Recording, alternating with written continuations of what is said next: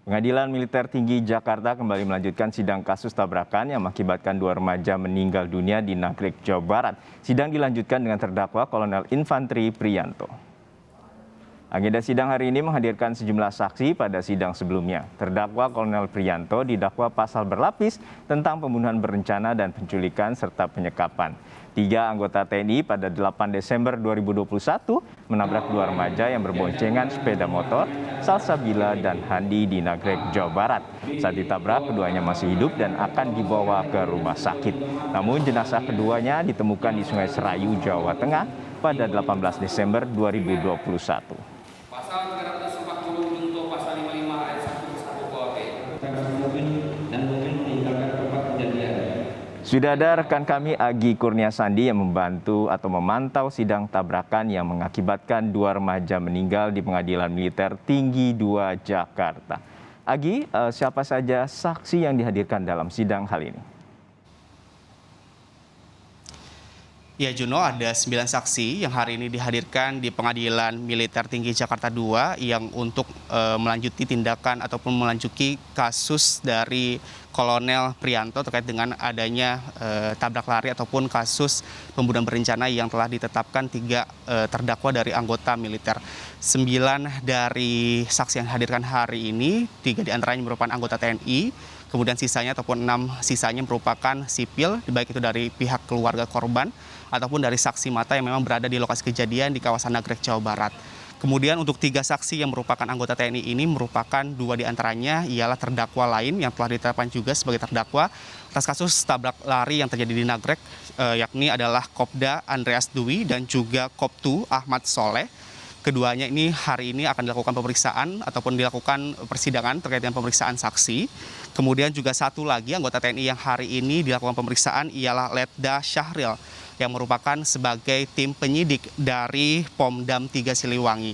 Baru saja selesai tadi pemeriksaan terhadap saksi pertama yakni Letda Syahril sebagai tim penyidik dari Pomdam 3 Siliwangi. Tadi ada beberapa pertanyaan yang disampaikan oleh majelis hakim kepada saksi, kemudian juga tadi saksi menjawab dengan lugas bahwa dirinya merupakan salah satu tim penyidik yang menangani kasus ini, kemudian juga disampaikan juga bahwa dirinya merupakan orang pertama yang menerima laporan dari Polres Bandung terkait dengan adanya 2 laporan. Yang pertama adalah laporan adanya kecelakaan lalu lintas di kawasan Nagreg pada tanggal 8 Desember 2021. Yang kedua adalah adanya laporan pembunuhan di kawasan yang sama. Laporan adanya tabrakan ataupun kecelakaan lalu lintas ini disampaikan oleh pihak dari saksi dalam hal ini adalah Letda Syahril, mengatakan bahwa terjadinya kecelakaan di Nagreg tersebut mengakibatkan adanya 2 remaja menjadi korban. Kemudian juga adanya laporan pembunuhan ini dikarenakan 2 korban tersebut diketahui salah satunya masih dinyatakan hidup, tetapi yang dilakukan oleh para pelaku dalam hal ini ialah membuang sehingga mengakibatkan 2 orang korban ini dinyatakan meninggal dunia. Dan karena adanya polisi ini telah mengantongi identitasnya karena ini merupakan anggota TNI sehingga dilimpahkanlah kepada Pomdam dan diterima oleh Letda Syahril sehingga ada 2 laporan tersebut. Kemudian juga tadi disampaikan langsung juga kepada majelis hakim dan juga auditor bahwa dirinya memang menyelesaikan dan akhirnya melimpahkan kasus-kasus ini kepada Pengadilan Militer Tinggi Jakarta II ini. Kemudian juga nantinya setelah pemeriksaan saksi yang pertama akan dilanjutkan saksi yang kedua dan juga yang saksi ketiga sekaligus, yakni Letda Kopda Andreas Dwi dan juga Kopdu Ahmad Saleh. Keduanya telah ditetapkan sebagai terdakwa, tetapi saat ini juga baru saja dimulai untuk pemeriksaan saksinya.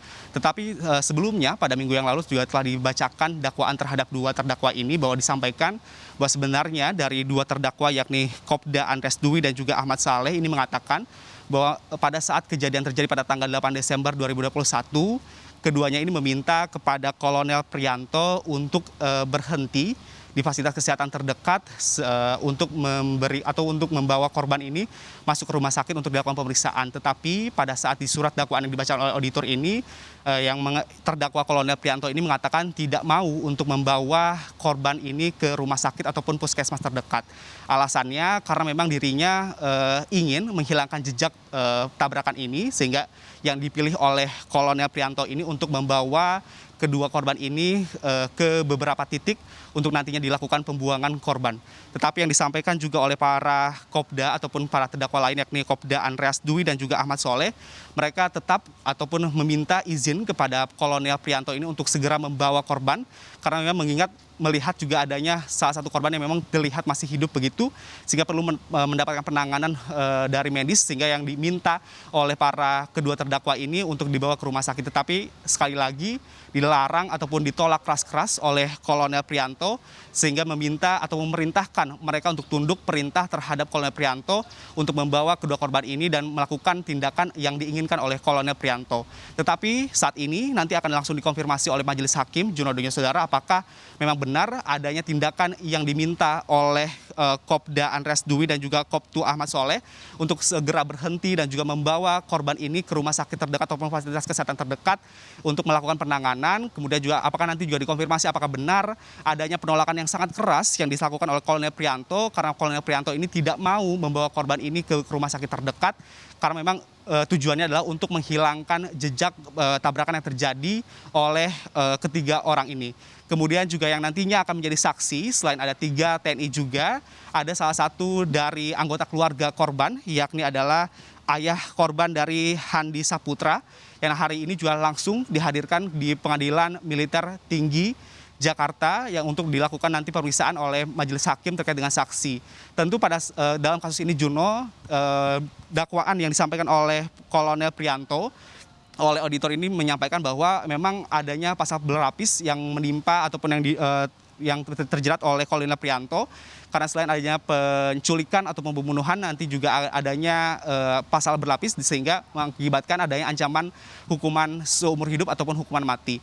Kita akan lihat bagaimana nanti proses persidangan 9 saksi yang dihadirkan, apakah memang benar sesuai dengan surat dakwaan yang dibacakan oleh auditor sebelumnya, kemudian juga apakah nanti juga akan dihadirkan saksi lain terkait dengan hal ini, karena rencananya Juno untuk menyelesaikan kasus ini, auditor ini telah menyiapkan 20 saksi untuk menyelesaikan kasus ini. Kemudian salah satu saksinya ialah seorang dokter yang berhasil melakukan visum terhadap salah satu korban, yakni Handi Saputra, karena diketahui Handi Saputra ini pada saat kecelakaan terjadi ini dalam kondisi hidup, karena ditemukan pada saat visum ini terdapat pasir dan juga air di paru-parunya, sehingga dikatakan bahwa Handi pada saat kejadian terjadi kecelakaan di Nagrek, Jawa Barat ini bisa dikatakan masih hidup, tetapi yang dilakukan oleh pihak dari Kolonel Prianto ini malah membuangnya, sehingga dinyatakan dua korban ini meninggal dunia. Kita akan tunggu bagaimana penyelesaian ataupun kasus ini diselesaikan oleh Pengadilan Militer Tinggi Jakarta.